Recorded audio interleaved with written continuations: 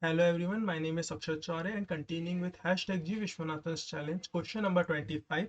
Question is spiral matrix. In this question, you need to print the matrix in the spiral format. You need to traverse the matrix in the spiral format and return the list of integers. Well, you can see this question on the left hand side, and on the right hand side, you can see the code which I have written for this question.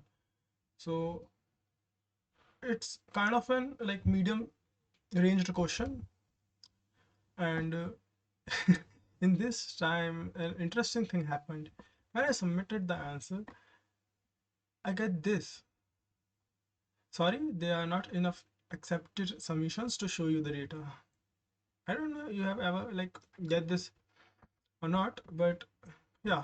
So this is the question for today, and I will post more videos.